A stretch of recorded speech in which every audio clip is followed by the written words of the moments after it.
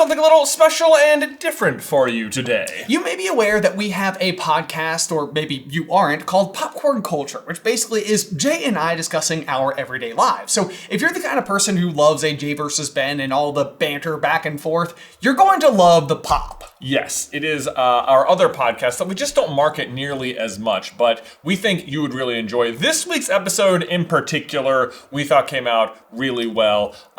We talk about Ben getting robbed and also the merits of ding-dong ditching. Yes, that is correct. And normally these episodes come out every single Friday morning. However, this is going to be a sneak peek in case you guys are already listeners of The Pop. It is the entire episode, 2 days early.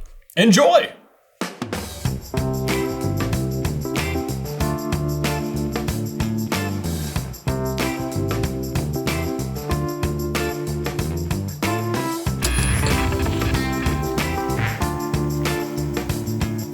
What's poppin', everybody? Hello and welcome to Popcorn Culture. My name is Ben Carlin and I am your host. Here with me today is my brother Jay, who will be in every episode. What's up, Ben? I know, I had like a some gusto in there. wheelie. It's not a voice crack, but it's like a voice kazoo. Yeah, you voice kazooed. Yeah, I did. That's exactly what it was. Here's a quick story. So over this past weekend, while we were out of town, somebody went through my truck, in the middle of the night. Man, I know. Yeah, they did the whole thing where they went in and shuffled all the bits and everything, and it was really strange because this has happened before, and I think I've talked about it on The Pop before. Yeah. But since then, I have installed one of those cameras that faces where we park our cars, right? And so now was the first time ever that I got to watch it. You saw the rifling. I saw the rifling, and it was eerie, beyond eerie to see, because there's already a sense of violation that comes with somebody who's not supposed to be in your space, right, being in your space. Mm-hmm. And usually what you find is the aftermath of the situation. Yeah. And so in this particular case, they went through both of our vehicles, both me and Alice's, and they had taken, Allie had this knockoff plastic, it looks like a Louis Vuitton bag, but it's obviously not a Louis Vuitton bag. It's you might bring it to the pool to carry your goggles or something, it's not a designer handbag, but I think we got it, just somewhere along the way, and Addison had it full of drawings. Oh, okay. And so they went into Alice's car and took this bag thinking, it was a purse. It was a fancy purse. Yeah, exactly. And then you watch them carry it from her car over to my truck, and they open the door, they go through the whole thing, they lift up the center console, they open the glove box, they're shifting through all the bits or whatever. They're wearing a face covering, a face covering. So I always say the wrong thing, and it's the dessert, not like a balaclava. Yeah. Okay. Like a bandana. Like a bandana across their face or whatever. And so even that's kind of creepy a little bit, because you're sort of wow, you've concealed yourself. You know what you're doing. You know what you're doing, yeah. But so then the two things that I found to be quite interesting about it is that whenever they shuffle the car, it's almost like they leave a calling card, which is leaving all the little compartments open. Yeah. And to me, the immediate thing that goes through my mind is that you would want to make it look like you weren't there. Yeah, that's what I'm always surprised that the stuff is everywhere, because wouldn't it be smarter to leave it completely as is, minus whatever the missing item is? Exactly. Yeah. So if you open up the center console and find that they keep a toll booth money or something in there, it's take that, leave, shut it again, and then they're not going to find out until they crack it open and they're like, oh man, I thought I had $10 in here for toll booths. Yeah, they might not even notice or something. Right. It's you're just asking for further investigation to be had, which to the best of my knowledge there usually isn't, even with the Ring camera. So it's I have them on video, but there's no way to identify who it is. But so the thing that I thought was interesting was that they go in there, they rifle through all the stuff or whatever. I don't think that they ended up taking anything, at least nothing that I've noticed. But they leave the things open. But what's fascinating is the gentle nature in which they opened and closed the door. Because that's what they think is going to make noise. That's what they think is going to make noise. Absolutely. But like, it's interesting to see, like, to witness like what feels like such aftermath in the inside the vehicle, right? And then this like almost as if like a butler or chauffeur or something in like an old timey period drama, like gently, you know, like opens the door, you know, to allow the person to like step out. It's like, wow, that was like oddly elegant, right? The way that you shut the door, you know. But then of course, you know, the other piece of it that just is like, you could be less lazy about it, but the bag that they took from Alice's car was full of like hand drawings from Addison. Right, sure. And so they just like pulled them all out thinking that it was going to be stuff, and then just littered it all across our sidewalk. So like Alice walked out the next morning, she saw the obvious like evidence of that. She looked down the sidewalk, she saw like all of these like, you know, drawings from Addison or whatever. And like on some level, I'm like, you know, like you absolutely cannot like booby trap your car, you know, for these types of things. Like there's always that feeling of like, wouldn't it just be like crazy to have like an air horn that went off if like somebody opened your center console? Yeah. Because for the most part, I don't use my center console. Like inside of mine, there's like a sack of like marbles that our grandmother gave me, like in a hand embroidered bag from when we were kids. That's what's in your center console, is a sack of marbles. I think there's a sack of marbles. There's this. We went to Vermont several years ago, and our good buddy Big What are you Steve, using the marbles for? I'm not using them at all. I don't use the center console. That's why they're there. You're throwing down like mad marble games on the playground? I'm not using them. I don't understand why you have a bag of marbles. Somehow, some way, I was given a bag of marbles and didn't know where to... You're like, maybe I should lay booby traps. I'm like, bro, you got a bag of marbles. You know what? You got it right here. That's it. Yeah, it's like the booby trap is just unarmed. It's just unarmed, It's very Home Alone-esque. Yeah, right. Yeah, then another piece I have in there is, you know, this is all killing my gas mileage, by the way. Marbles? Yeah, because it's weighing you down. I'm carrying so much extra weight. Dude, there was nothing... When I was in college, like, you know... Once a semester, you know, I'd go through my backpack and actually clean it out of all the garbage. Yeah, the detritus and stuff. And I would just be like disgusted. Like I would be so disgusted with myself because I'd be like, I've just been carrying around trash with me everywhere. You know, like all day, every day. Apparently what I needed as a part of my person was this trash. And I'm like, no, that was like my way. I was like, no, I cannot be carrying trash around with me all day, every day. We gotta fix this. Gotta like up our game. Yeah, we gotta up your game. So is your backpack now immaculate? I mean, yeah, mostly. Yeah. I think so. Okay, so the other thing I have in my center console though is we went to Vermont several years ago, and Big Steve did this thing where he found this like very square piece of like slate rock, and he would be like sitting in like one of the Adirondack chairs, and he would like pretend to be like scrolling on his phone on the rock. And like it was like one of these things where throughout the course of the week he got us so many times. So funny. Where like, you know, or it'd be like, oh, we got to take a picture of this, and he would like reach in his pocket and pull out the rock. And so obviously I kept the rock. So that's in there. So in your center console for someone to discover and steal is a sack of marbles and not a phone. Yeah. Instead of rock that looks like a phone. In a way, that's a booby trap. You know, because they're like, score! Oh, man.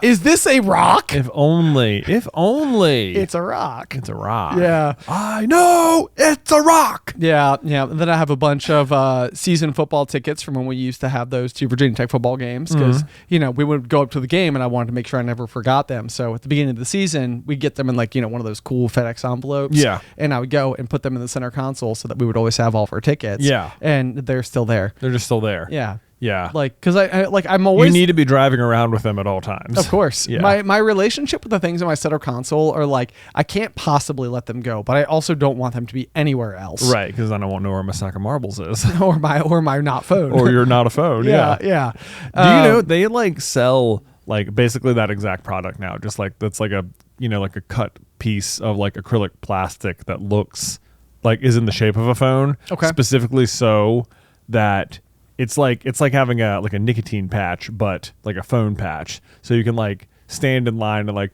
pull out something and like give your hand the motion of scrolling without actually doing it. Oh my gosh. You know? Like, so, which I think is hilarious. So, you know, Steven, as just ahead of the game, with his iRock or whatever. Exactly. He always has been too. Like, I remember all through college, like 2008, 2012, like Twitch streaming was technically a thing, but it was not mainstream. And I remember he would talk all the time. Like his $1 million idea was a TV channel because like cable was still a thing. Yeah. And he was like, I just want to watch people play video games. He's like, that's all I want to do is just like, you know, I want to watch other people play video games. And I was always like, dude, no one will ever want to do that. How wrong you were. How wrong I was. And then the other one he was an early adopter of was like the shorter cut like men's swim trunks. Okay, yeah, you know, yeah. like and so chubbies and yeah, stuff. Yeah, exactly, yes, but pre-chubbies. Yeah. And so he would like, you know, we would be in Vermont and he would like step out and he'd be rocking his, you know, like mesh, cheetah print tank top and his 4-inch inseam. 4-inch inseam, yeah. Yeah, and you're like, it was always like, well, yeah, you know, and then it's like, sure enough, it's like, no, he's got it, you know, like the world wasn't ready, but he's a visionary. Right, there it is. You know? Well, the thing is, like, if you wanted to be, you know, ahead of the curve now, you could just start wearing really long swim trunks again. Yeah. You know, because it's like, I'm sure it's just going to cycle back, you know? It almost certainly will. Yeah. Almost certainly will.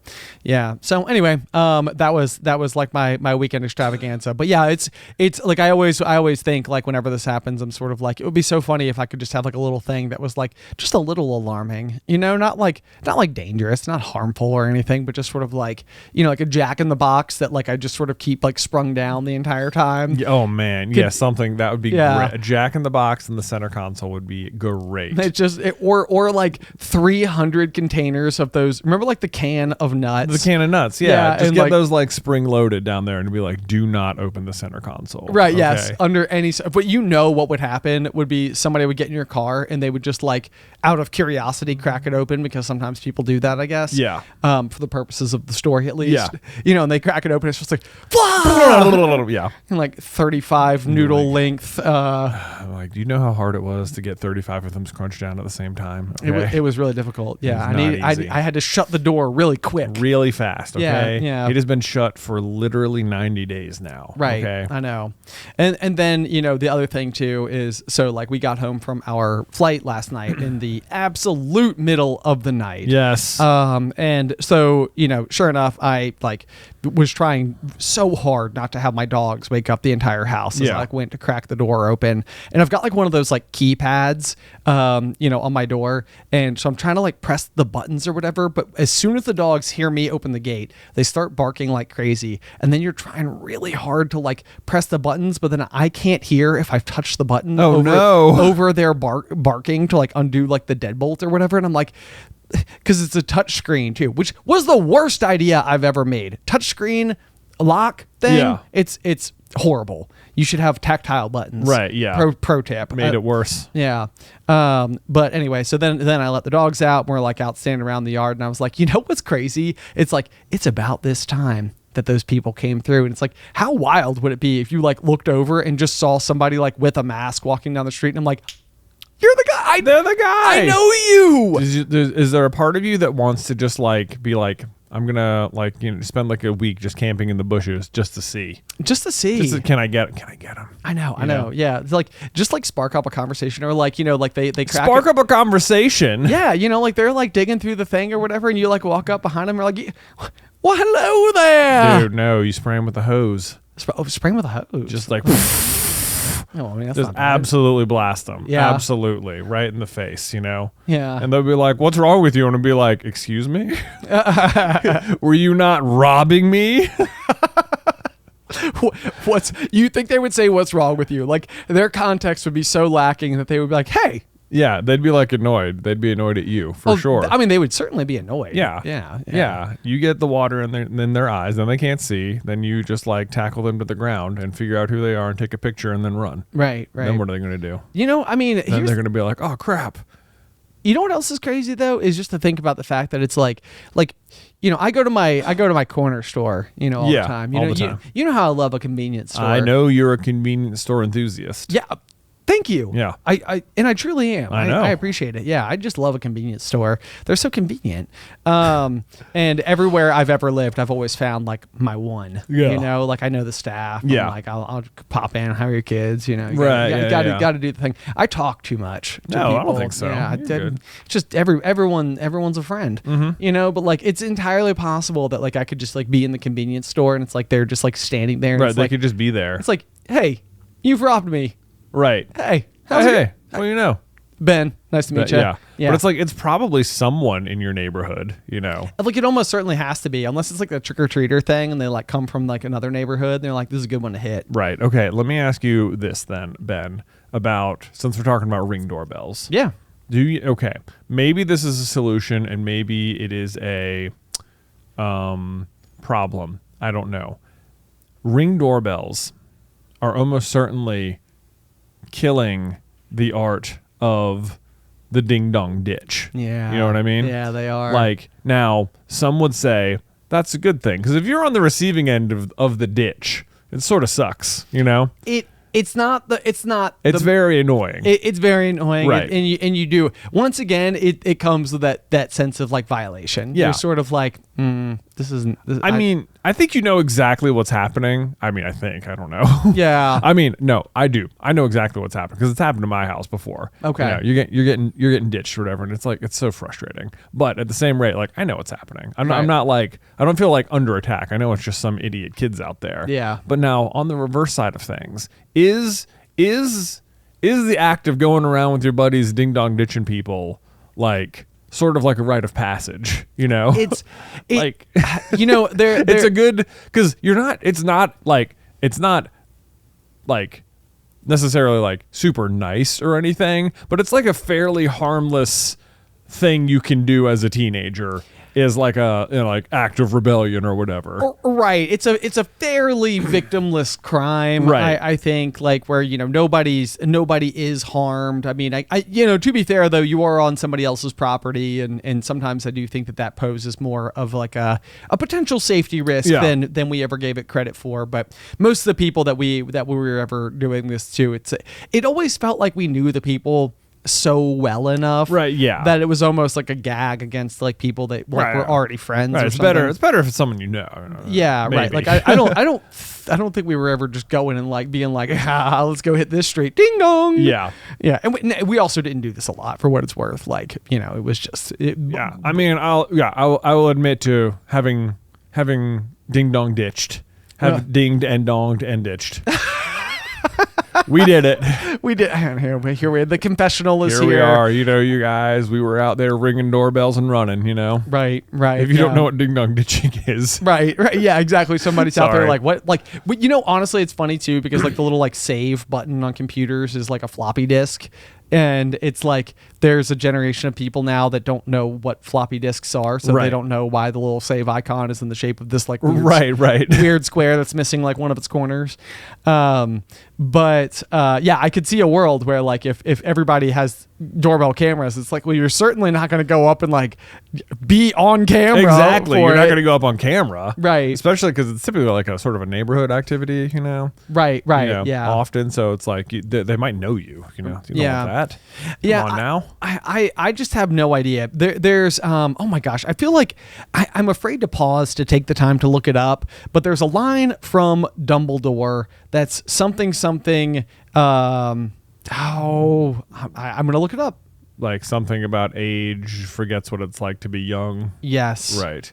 Or age can like youth cannot understand what it's like to be old, but like old like. But when age forgets what it's like to be young, it's something, I don't know. Yeah, I know the flavor of the thing you're thinking of. What I guess I'm trying to ask is are Ring doorbells solving a ding dong ditch problem? Or is ding dong ditch the kind of thing where it's sort of like society just sort of accepts that, yeah, it happens. We all collectively put up with it because like that's I don't know. it's like part of growing up or something. Like, does everyone tolerate it, or and we're ruining it, or are we just actively solving a problem? Yeah, it's a good question. So like we grew up in a neighborhood that was like rather suburban for our like middle school and high school years. And so like what the neighborhood is almost built for, not that there aren't exceptions to this, but what it was built for is almost like families of kids. Yeah. You know, like that was like almost every single house had some measure of like parents who were raising a spectrum of aged kids. Yeah. And so like for my graduating class, for example, I think that there was like 14 houses that had a kid who was in my grade. Right. So there were like a bunch of us. And then you had several, and there were people a couple years older and like a bunch of people younger and all that type of stuff. Yeah. And in that kind of like neighborhood, I feel like you can pretty easily understand that kids are going to get into like their own brand of like mischief. Right, for sure. But like, and maybe this is like one of those things, like I would say we were pretty darn clean kids. Yeah, like growing up. Like we did not get into a whole lot of like real trouble. It was just like the kinds of things that we did were like weird ways to break the rules. But to us, it always felt pretty harmless. Yeah. And so I don't know what the perspective is, you know, because I know what it was then. I don't know what it would be like on the other side, where like I live in the city where it's like on my street there is like anything, you know, like it doesn't really feel like there's quite the same cohesion. Yeah. Maybe. I don't know if is it making sense what I'm attempting to explain here? I mean, like your neighborhood versus where we grew up. Yeah. Yeah. I mean, you just live in like a city neighborhood, not like a suburb. Right. Yeah. Right. Yeah. So, I mean, in the frequency at which I've had like things stolen from my yard or my car also makes me feel like I probably am on slightly higher alert for like actual like really not crime is not the word I'm looking for, but like we've upped the ante. Yeah. You know? Yeah, for sure. It's not just like tomfoolery. Exactly. Right. Yeah. It feels like there could be a little bit more going on. Yeah. Yeah. Yeah. Could be. So I don't know. Where do you land on it? Like, I don't know. You've been dinged. I've been dinged and donged and dutched. Nice. You know? Yeah. Dutched. Good yeah. one. That's the right word, right? So now, and I'm afraid of even just saying it that people are going to do it to me now. But like, it is annoying. But I remember like because my house was particularly set up in such a way where it's like there's a really obvious spot to hide if you're because the thing about it, if you're gonna ding and dong and dash, then typically it's only as much fun as watching the people's reaction. You know, right? Yeah, right. Yeah. Yes, like, yes. So, because if you ring a doorbell and then aren't there to see the people, you know, answer it and be confused, like, did it even happen? You know, right. Yes, right. That's a good point. Like, you need to like watch them get up from watching like the Duke basketball game and come to the door, and right? Like, hello? And be all confused and be like, "Well, the doorbell rang. Whatever's going on out here." Now, I'll tell you this though: if you recognize, like, if you recognize that you have been ding dong dutched, then the number one thing you can do is not open the door at all. Okay. Right. Yeah, true. Like in fact, if it's like a late night like ding, then and you can probably suspect that it's not a real call, you know? Like if someone's ringing your doorbell past when they're supposed to be, it's probably this, you know? Yes. So I would approach at a distance, try and get a look through your window in such a way they can't even tell that you're looking. Right. You know? And then if you see someone out there, you know, then you might have a whole different problem. Or, you know, probably it's someone you know and they're there for a reason that late. Yeah. But if you can get a look, because they want to see you answer the door. That's the whole joke. I know. I did have one exception to this though, where I was certain I was being ding dong dutched, and what had actually happened was earlier that day I was just standing on the back porch, like looking out into space, you know, as I do. Yeah. Collecting my thoughts, I Yeah. guess. And I witnessed the hit and run where somebody ran into my across the street neighbor's car. Yeah. Just like sideswiped it and like ripped off their mirror and stuff like that. I know. And I ran down the stairs or whatever, and I like watched them sort of like streak back and forth across the street and then pull into my convenience store. And I was like, I can do something. So I like take off at a sprint, not wearing shoes, get down there, and I like take photos of like, the car, then run back at the damage and, do all that type of stuff. And I left a note, on their door, and I was like, hey guys, just wanted to let you know I witnessed this thing happen. This is the number, blah, blah, blah, whatever. Yeah. And so then that night I was like sitting on the couch, and I think we were watching like Game of Thrones or something. You know? And then you hear the ding dong. Right. This was like, oh boy. Pre-Ring camera, so proper ding. Right. Yeah. Yeah. Go to the door. Cops. Oh. Cops were there. Yeah. And this was probably like 10:45 at night. Wow. Like late enough to where it was sort of like this shouldn't happen. Yeah. And I'm like, evening, officer. Is there a problem, officer? Yeah. I'm pretty sure I'm not breaking any rules. Right. I'm old enough to watch this. Shouldn't you be writing your essay? Yeah. No, that was a sponge. Yeah. Rye Pumpernickel. Rye or Pumpernickel. Good one. The people who just got that are like, yes. But yeah, that on that particular occasion, I thought the Dutch was happening, and instead it was just police. Yeah. And they were like, hey, we heard you witnessed a hit and run. And I'm like, why are you here at this hour? Yeah. It's like, is now the moment? Is now the moment? Do you think I was awake? I mean, I am, but I feel like it was low odds. It was low odds. You want to come in? You want to come in? Yeah, I got donuts. No, it's not funny. It's a cop thing. Yeah, sorry, stereotyping. I know, my bad. I know you guys would never do that, but yeah. Donuts? No, cops. I thought you meant like cops don't actually eat donuts, and I'm like, I mean, they could. Yeah, and I'm sure. It probably doesn't define everyone them. likes donuts. That's the thing. Everyone eats donuts. Everyone eats donuts. I eat donuts, man. They're good. Have you had them? Of course you have. You're people.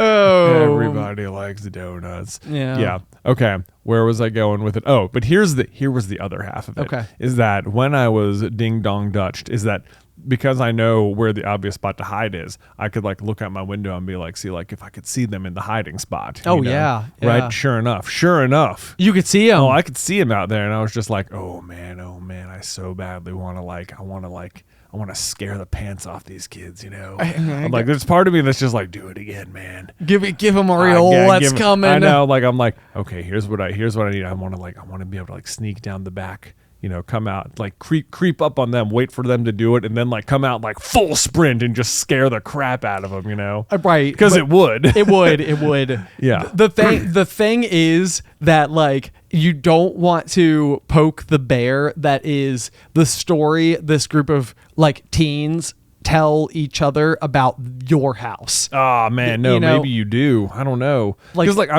was trying to think like if that had ever happened to us, we wouldn't go back to that house ever. Yeah, well, but we would still tell the story. Exactly. We would. Exactly. So you're trying to give these them people the story. It's a gift. It's a gift. It's right. like, oh my gosh. Me and my buddies were like, we were out ding dong ditching, and this one guy, we went to this one house and we're like hide behind these trees, and I don't know, maybe he must have had a camera or something, but we like ran up and did it, and then he just comes flying. I mean, he tackled Josh,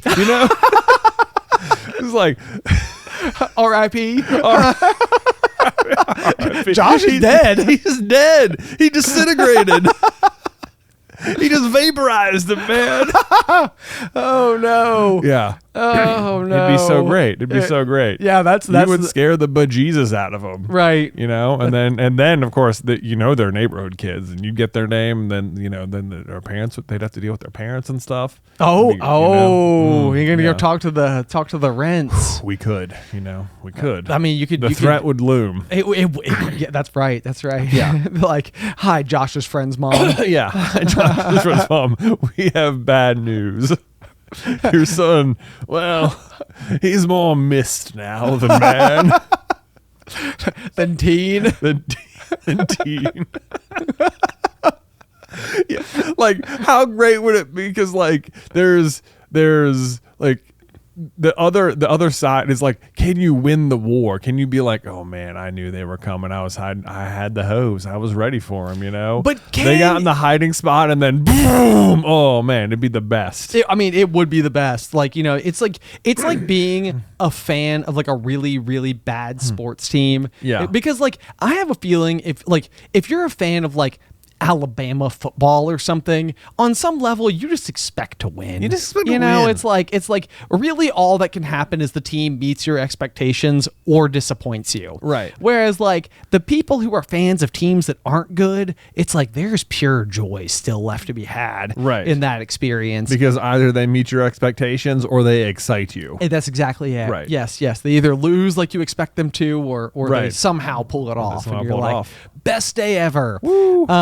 But like, you know, so it's like the wait, you know, it's like you have to like, I mean, and here's what we're talking about. We're talking about sitting out in your crow's nest for, you know, months, maybe years. Maybe. Like, maybe. I mean, you really need to start like finding ways to invite. No, yes, that's the thing. It's like, I'm afraid now that I've said it, I put it out into the ether or something. Well, and let me tell you what, Josh, if you come ding dong Dutch my house, prepare to be vaporized. No more Josh. You're gone. Oh my gosh. You know, and I could see it because the other thing too is you're really fast. Yeah. Like, so well, especially if you have if you're at full tilt before they, you know, they got to get up to speed. One of them is almost certainly falling down. Exactly. Someone's going down. Right. In the sheer act of like, oh man, he's coming. Exactly. That's exactly what I mean. Oh man, Carlin sure is quick. We picked the wrong house. Run, man. Everyone, scatter. Yeah. You just scatter them to the wind. It'd be great. If they scatter, though, the real strategy: pick one. Exactly. You know, don't try to catch them all. Right. Stay on one. Stay on the leader. Stay on target.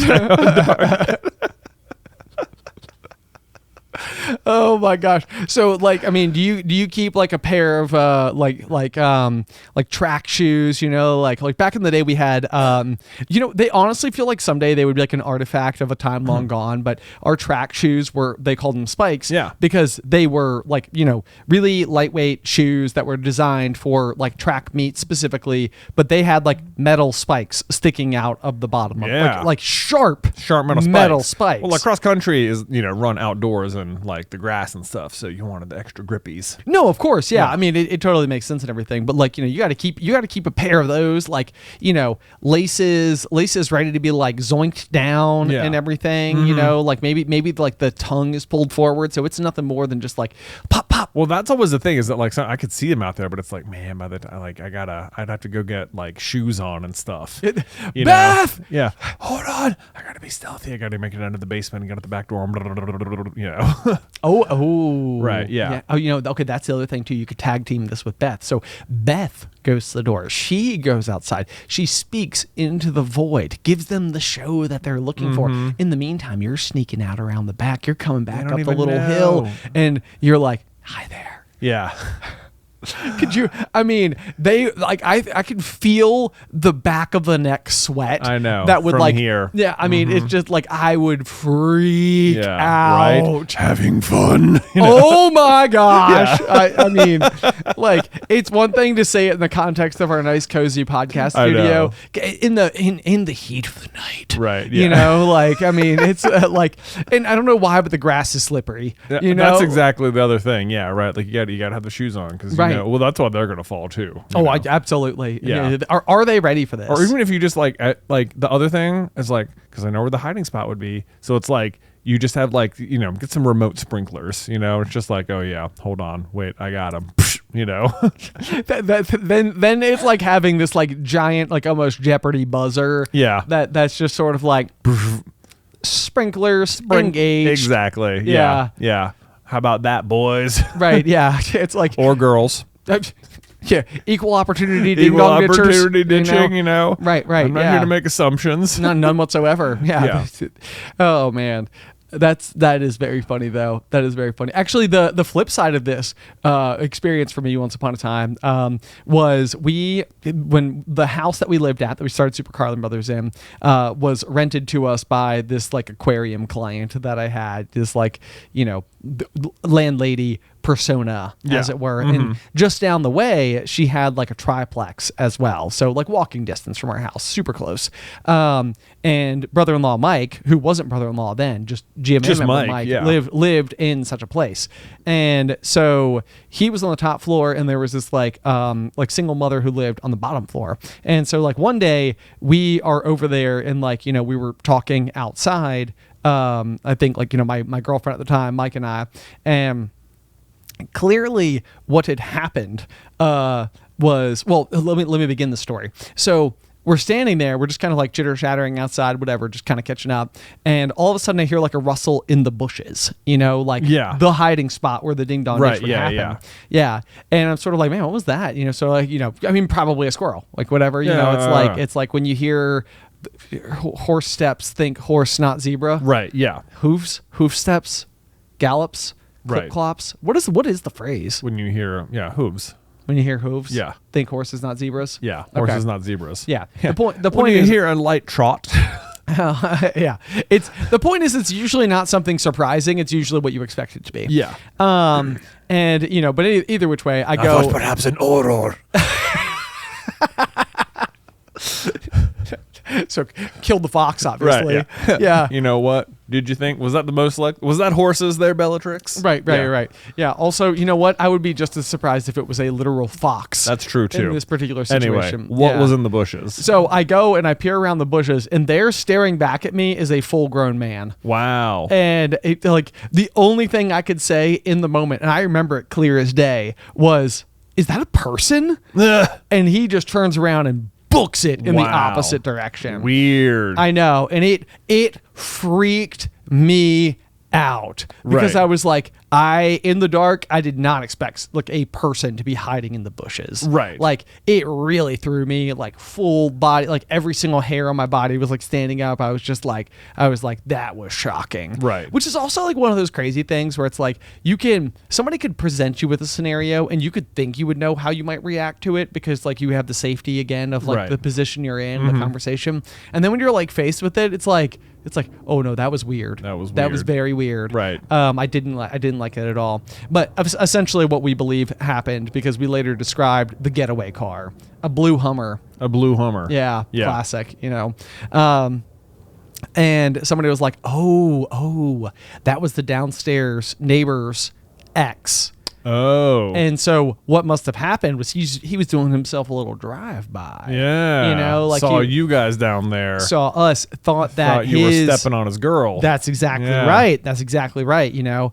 And so what he was doing was clearly like creeping around the house to see if he could like overhear or figure out like whatever was going on. So at the end of the day, he had no intent to actually bother us at all. Right. You know, but at the same rate, it's sort of like, what was his plan if he did discover something? Right. Yeah. You know, what was he going to do? Right. It's like, that's weird. Yeah. Yeah. It's weird. So anyway, but yeah, he hightailed it and sort of like tire screeched his way away. Got it. Yeah. Yeah. Strange situation. Yeah, that is. Wow. Good discovery. Thanks. Yeah. Thanks. Sent him out. I assume he got in the Hummer just in time before you vaporized him. That's it. Yeah. I mean, you know, his plates did read Josh 2.0. Josh 2.0. Exactly. Did he throw in a bag of marbles out the back to make sure no one was chasing? You know he did. You know he did. My grandmammy sent me these for such an occasion. Take that.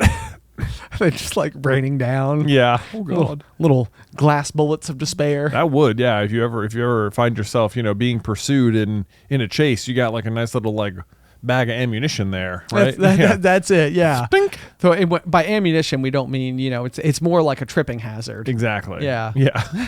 For someone chasing after your car that for some reason you can't speed away from. Yeah, the acceleration on that thing, not great. Not good. Yeah, you know. Yeah. Real slow traffic. A lot of speed bumps, you know. I cut the corner through the neighbor's yard, Ferris Bueller style, jumped the fence, ran through, tackled it. Yeah. It went streaking off into a tree. Boom. Oh man, I love this. I love this. Yeah. Maybe we should have like a Scott Pilgrim production. You know, Yeah. like not Scott Pilgrim, but like our own version of it. Yeah. Like Bobby Mayflower. Bobby Mayflower. You know. Yeah. Or something like that. Get it? Because Pilgrim. You know. Yeah, I got it. Yeah. Okay, there it is. Yeah. But what are the misadventures of Bobby Mayflower? well, exactly what we're talking about right now. It's just a whole bunch of like kids getting caught doing stuff. I see. But like the calamity is tremendous. Right. Yeah. You know, like Right. Like they're really unsuccessfully being teenagers. Yes. Right. And it's almost like reverse Home Alone, where like they're the perpetrators, Right. you know, but they keep getting gagged Yeah. by, you know, like by marbles and the like. Oh, okay. Yeah. That's just regular Home Alone. No, I mean, it's like, but Home Alone is like the house is being broken into by the burglar. In this case, you're the perpetrator, and the people who you're perpetrating are marbling you. Right. Okay. Yeah. Okay. Well, I guess that is regular Yeah. Isn't Home Alone. Isn't that it? Well, maybe it's like the more of the pursuit type of situation. Okay. You know, like they're like sprinting down the alley, so it's almost like Secret Agent. You know, Bobby Mayflower. Bobby Mayflower. Yeah. Oh, little Freudian slip there. Yeah. You know, but like instead of like nothing is dangerous. You know what? The movie Snow Day is basically. It's basically this. It's pretty close to this. Okay. You know, well, I haven't seen that one in a long time. With Josh Peck. Josh Peck. Yeah. Yeah. Right. And they have like 3 different like brands of Snowball. Like one of them is filled with like blue syrup, and it's just for like delicious treats. Right. And like one of them's full of like, you know, it's like yellow snow. Yellow snow. Right. Yeah. And it's like that would melt the snow. You Yeah, know, that's like not how that works, right, I don't know if you know how this works, but Right. either way, they For the have point it. of the movie, you know. For the point of the movie, my suspicion it was just like snow cone coloring. Yeah, probably. I don't think they used real pee. for the movie accurate yellow snowball. I don't know what word I wanted you to say, but P wasn't it. Like, let me tell you, I read through a full roulette in my brain of like what word am I going to use here? I had many options. Could you imagine if you'd gone the double full PP? The double. It crossed my mind. No, it didn't. Yeah, it crossed my mind. Oh man. Yeah. I mean, urine. You know, urine was another one. Yeah. Right, Yeah. yeah. So I mean, we landed on where we did. Where we did. You can't Yeah. even say it again, can you? Yeah. P. P. It's such an awkward thing to. Why? I don't know. Why is it such an awkward thing? But it is. There's Yeah. something about it that feels right and wrong at the same time. Right, because if you're like that one, it's like some people don't like to even like reference when they need to go number 2. Oh, you yeah. know, Oh, well, yeah, like okay. it's just sort of like you would say like I have to go to the bathroom, or like I need to excuse, you know, like you might say like if you needed to go number 2, you would probably say I need to go to the bathroom. But if you had to go number 1, you'd probably say like I need to go pee, you know, and no one would be like that was weird. Why didn't you even say the word? You know, don't say it. don't say it. Don't Yeah. say it. You know. I mean, I think at this point I've just fully opted into like I'd use the restroom. Yeah. Oh, just all times. All the Even time. mysterious. Who knows what you're doing in there? I mean, it's like, you know what? It allows me to go in and just wash my hands if I want to. Right. Yeah. You know, it's like sometimes you just sort of like, man, I love a good convenience store bathroom. Right.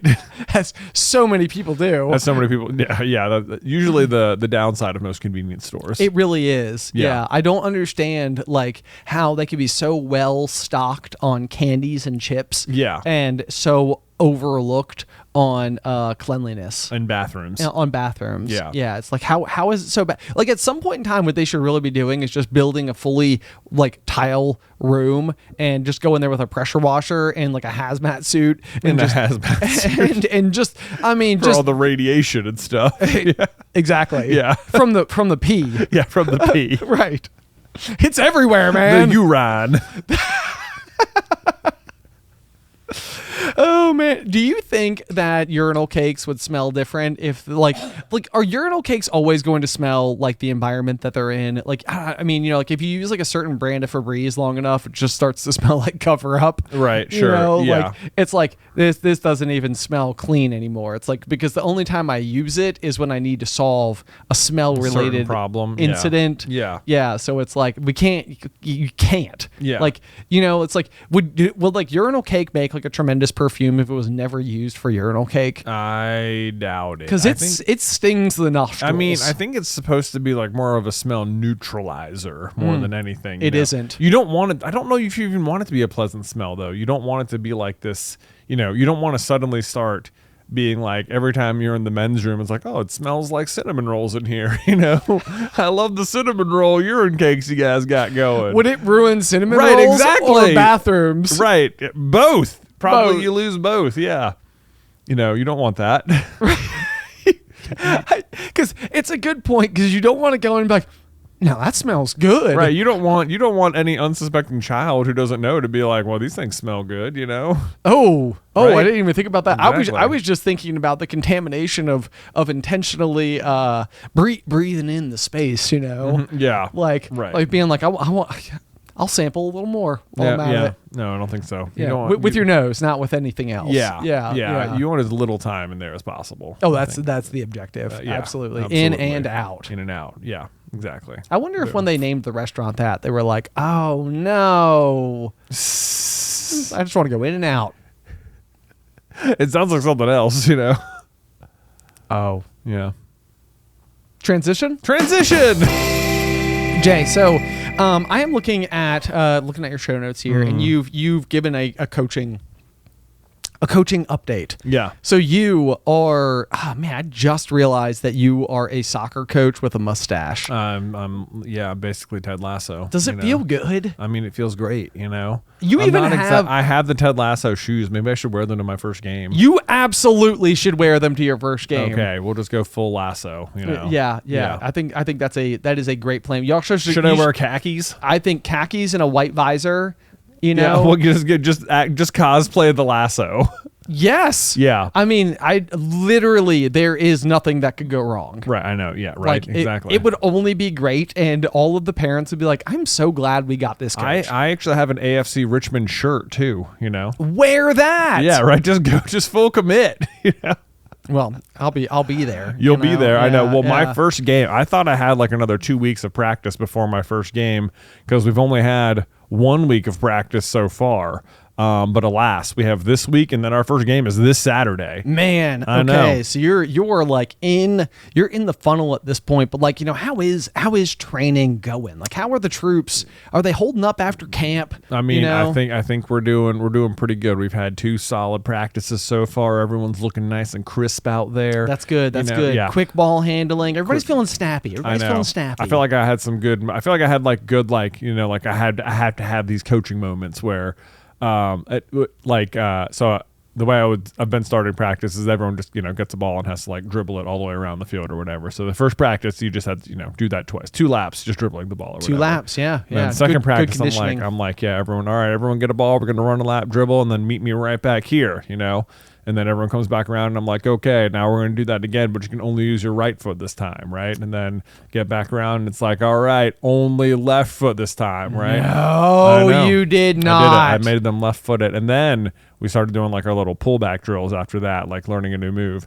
And I was like, okay, everyone now only right feet. And it was like, who can guess what we're doing next? And like, they're like, oh, not left foot. And I'm like, that's right. Yeah, that's right. This is how we get better. Relatable as heck. I know.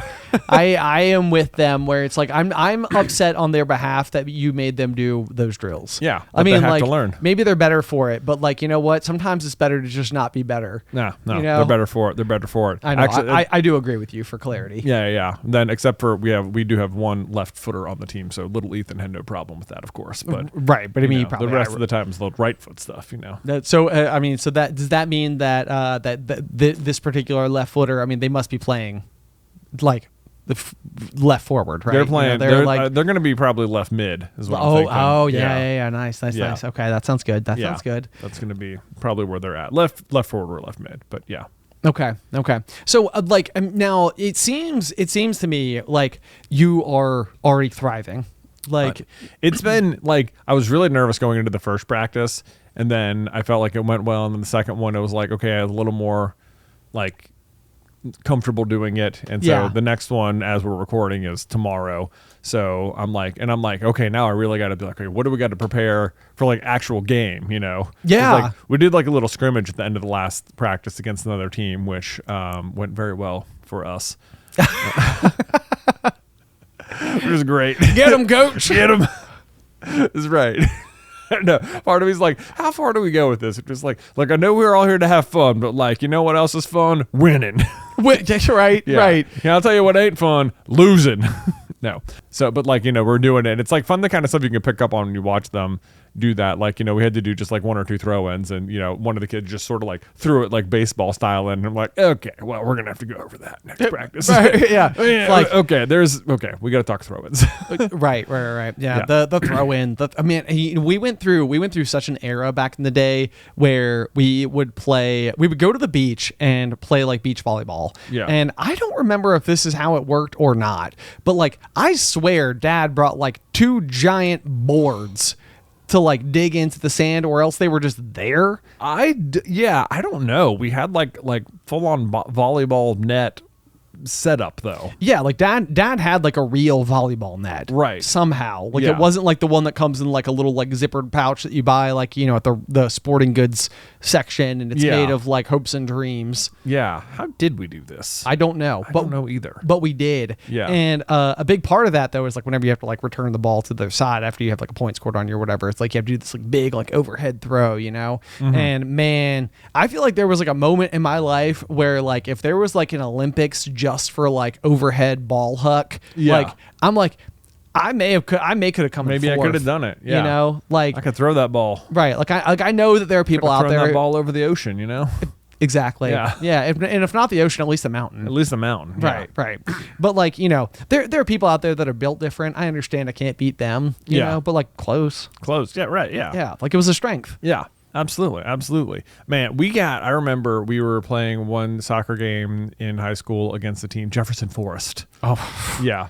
Oh, boy. Yeah, I know that they were a little bit further away, so they came in and we didn't know what to expect. But they had a guy who could do like the whole handstand flip throw version of it. Yeah. Oh my gosh, he could launch it from almost half field into the goal box. You know, it was crazy. That is crazy, especially like the first time they do it and they completely catch you off guard, where you think they're just going to throw it into like the guy standing there, and instead it goes towards the goal, and you're like, what the? Yeah. That was insane. That was quite an effective tactic. That is very impressive. Yeah. Although now that you're mentioning this, you're stirring up a negative old memory of mine, which was my only own goal ever. Ugh. Very embarrassing. Oh no. Yeah, where similar situation. I was playing JV soccer against Blacksburg, and you owned gold against Blacksburg? I did. Oh no. I know. Yeah, it was not great, but I mean it was like just an honest not an honest mistake. It was like, you know, epic failure. Obviously, I'll hold myself responsible for this for the rest of my life. You probably, if you speak at my funeral or something, you should be like, you lived a great life except for that own goal against Blacksburg. Except for that one own goal. Right. Also, kind of depressing to think that you're speaking at my funeral because you are older than me. But then it occurs to me, like, am I gonna have to speak at your funeral? Oh, and I'm not liking that path either. Not liking that either. You know what? Same time. Yeah. But like natural causes. Right. Natural causes. Yeah. Same time, natural causes. It's because we ding dong ditched some loser. You know what? Last thing, we're like sitting across from each other in like the hospital beds or whatever, and it'd be like, see you in another life, brother. Oh no! And like 10 minutes later, like, hey, what's up?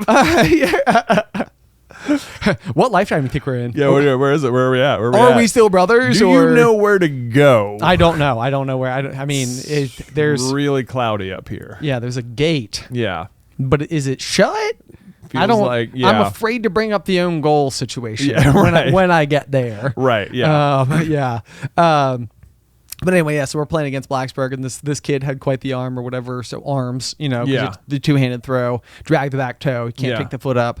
But, you know, he goes to throw it in, and I, like, jump up to do, like, this amazing header, you know, like, head pulled back, and I'm about to clock it, and it bounces, it, like, skims right off like the top of my head, and it goes upper 90 right past Sal, and I was just like, oh. No. Oh my gosh, because I ricocheted it so badly that there was no way our keeper could have protected against it. You know, It was like it became such an unpredictable ball. Right. You know, but it was throw in, glanced off the top of my head right into the pocket. Man, I thought you were going to say you were the one doing the throw in. No, and like threw it to the keeper or something, and they just whiffed it. Oh no, that would have been horrifying. Like, number one, don't throw it into the keeper. Yeah, right? Yeah, what do you do? Yeah, that was a mistake. Rule number 1, don't do that. Don't do that. That's what the other team wants. Yeah. Anyway, they'd be like, that was the last time I ever threw the ball in. Yeah, that was it. They were like, Ben, why don't you just stay in bounds, okay? You know what? Stay on the bench instead. Yeah. That's where you belong. Yeah. Yeah. So anyway, we're going to be working on throw-ins at practice. That's good. Yeah. That's good. Would you like somebody to come in to help demonstrate? You know? Right. Exactly what to do. I either have mad or horrible skills, and I'm not really sure where where to piece that. I don't know. Yeah. I guess it's like you got to figure out who's going to be taking your throw-ins. You know. Do you have a dedicated person? No, because some of them don't even know how to do it. You know, I'm not even sure they all know exactly how to do the throw-in, so we got to work on that. And then I feel like the other thing I was like, okay, what is like just the most simple, like soccer play you can come up with? You know, which is the most basic thing is bring it down the side, cross it in. Yeah. Right. Like that's soccer 101. It really is. Yeah. This was, I mean, back in my FIFA days. Yeah. I swear I cracked the code and I knew the exact spot to just like press X over, press X, hold, boom, BB over. Bicycle kick in. Bicycle kick in, yeah. Like, turns out, I don't know if people are not watching, like, these professionals aren't, like, playing enough FIFA, but, like, most goals are bicycle kicks, as far as I could tell. Yeah. Playing FIFA. Like, you should always be bicycle kicking. Right. Like, so, like, really easy to score that way. It almost feels like instead, because of how rare it is in real life, that, like, you should have to button mash, like, 47 different buttons in a row in order to, like, you just unlocked bicycle kick. Right. Boom, boom. Like, what? No way. Yeah, no. I do remember also in FIFA, yeah, you could just cross bike in, no problem, every time. Okay, here was the thing though that I feel like got me so bad is like the movies, because in the movies they would always have a moment where they would do a bicycle kick, and honestly, it's probably the en passant problem too in chess, where it was like I knew the special thing you could do, and I was going to just like way too great a lengths to try to pull off like the remarkable rather than the reliable. Right. Yes. I know what you mean. Like it was just sort of like I got it in my head that like this is like what you're supposed to do. Right. Or like in one of our favorite running movies is Without Limits, and it's like the story of Steve Prefontaine. And like one night, Steve damages his foot in a weird situation. Yeah. And basically he ends up running on this like ripped in half foot the next day. Yeah. And like part of me was almost like, well, I clearly in my running career, I must have a day where like blood has seeped through my entire spike and is, and it's like you get to the end of it and the other runner's like, you ran like that? Right. And it's like, yeah. And coach is like proud of me, but also like worried about me at the same time. You're sort of like, this is just all I ever wanted in life. Right. Yeah. It's like someone to care. I'm jumping around a lot today, aren't I? That's all right, man. Jump around. Okay. Anyway, on your bloody foot. Exactly. Yeah. These are the things that I'm supposed to do. So you are going to teach throw-ins. We're going to teach throw-ins, and then we're going to try and go over, like, I think first we just got to get the motion down. But I feel like it's easy enough to just, like, at this age especially, where it's like, if you have, like, the play in mind of you start running and you throw it in front of them so they're already running. Yeah. Like that. That's all you got to do. Right. Like, you can throw it to this guy who's standing in the middle or this guy who's already running. Do that. We're going to be in a good spot, Right. Yeah. Those are my two throw-in plays. Okay. I like it. Yeah. I like it. What's funny is since you've been coaching, I've been coming up with like a lot of my own, like my own coaching tactics. Oh, yeah. And they all largely use props. Oh, like every single thing I keep thinking of, I'm sort of like, why am I making it so complicated? Yeah, let me tell you what you don't have time for with like 9-year-old kids is props. It's props. Yeah. So what my most recent version of this was like trying to regulate down actual defense and basically try to treat like give like the dribbler like the opportunity to like move through space. And the way in which I imagined doing this was kind of having these like shoulder harness type situations, and then one of those gigantic hula hoops that goes out like in every direction, and they run around with the hula hoop on, and the defender's not allowed to get like with inside of like Saturn's orbit. Got it. You know, it's like whoa, not inside the ring. You know, like you're defending by presence. You're not defending like by like kiki shin chin. Right. Yeah. Which is, you know, a lot of my defensive tactics is just sort of like swing at the ball, hope you don't hit their leg. Right. Yeah. If you're playing on the ball, you're probably good, you know. Probably. Yeah, probably. Did you get a lot of fouls? No, I was good. I mean, the one thing I would say I was good at was planting. You know, like, so if like somebody ran into me and I was like locked in, you know, I was basically Groot, you know, like you just like, it was like running into a brick wall, you know? Exactly. Yeah. Which is why they call me Brick Wall Carlin. Brick Wall Carlin. That's right. Yeah. But best friends with old Bobby Mayflower. So we got on defense. We got Brick Wall and Bobby Mayflower. That's right. We're starting to really put the team together. There we go. Yeah. Looks good. Maybe that story is a team of soccer players. Yeah. Know? And then like, the ding dong ditching is just like a hijinks thing one night, or it's kind of like a hazing. Maybe it's like a Mr. Miyagi situation where it's sort of more like like, the coach is in on it. The coach is like out there driving the like old school Suburban around and it's sort of like, all right guys, there's your mark. It's like what we're working on today is sprinting under pressure. You don't tell them that. You're like, all right, here's what we're gonna do, boys. All of you guys are gonna go out and you got to ring the doorbell and then run back in the car and I'll drive you to safety. That's right. Or whatever. Little do they know, they're going to ring the doorbell. You're taking off. They're going to have to chase you down. You leave. Exactly. Throw marbles out the window. Right. You better be moving. Right. I do recall, as on this exact note, once upon a time, we were out there GMAing it as we did. Yeah. I want to say in the very neighborhood I live in now. I was going to say that our earliest of Ding Dong Ditch endeavors, I believe, happened they were there. Not more than 100 yards from your current home. And that was the exact situation, was that John was driving, and it was like, I got out and I rang the doorbell and I turned around to book it, and John took off in his Jeep, and I was like chasing it down. I think it might have been some of the fastest running I ever did. Right? Yeah.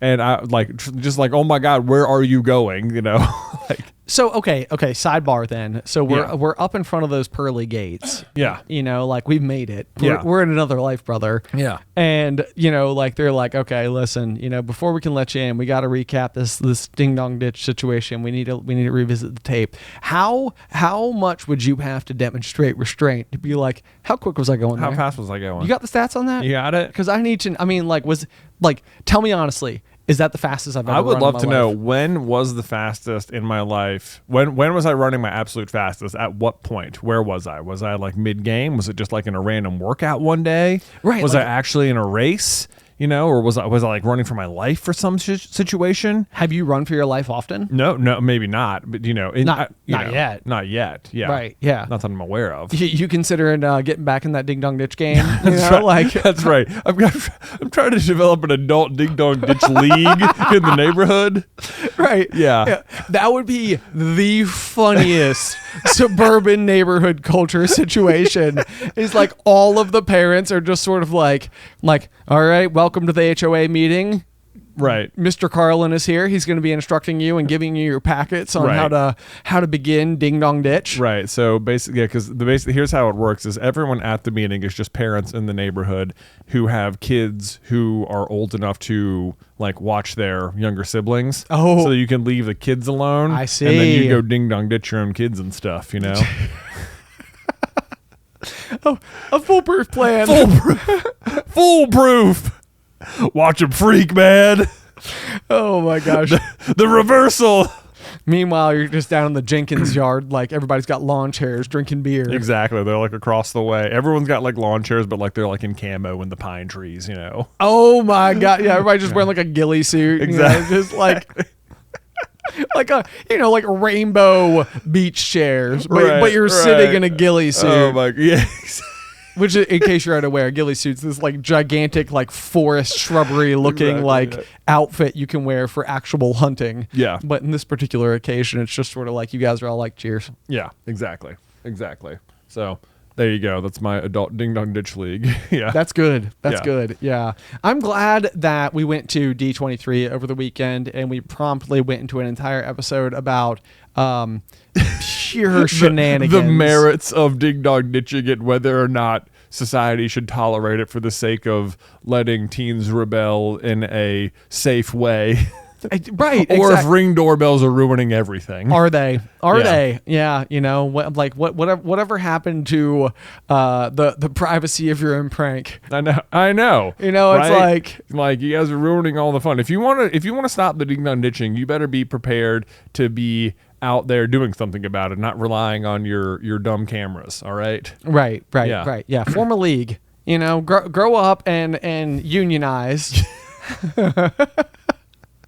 Join forces. You can have practice where it's just like, you know, you got like a whole bunch of like buttons mounted to like a piece of plywood, and it's like, all right, people, it's like we need to put in reps, right? You know, like bing, maybe, bing, bing, bing. Or are the Ring doorbells going to force like a whole new generation of like, you know, like look, if we're going to do this, we got to do it right. We got to come in. We got to come in perpendicular. You got to have like a complete 90-degree escape route so that the camera's not catching you at all. Oh, you got to stick close to the house. You know. Oh, you know what I'm imagining now? Yeah. Okay. So like, you know how like in like every single like heist movie ever, they've somehow come up with like a laser or something that like blinds the camera. Yeah, blinds the camera. Okay.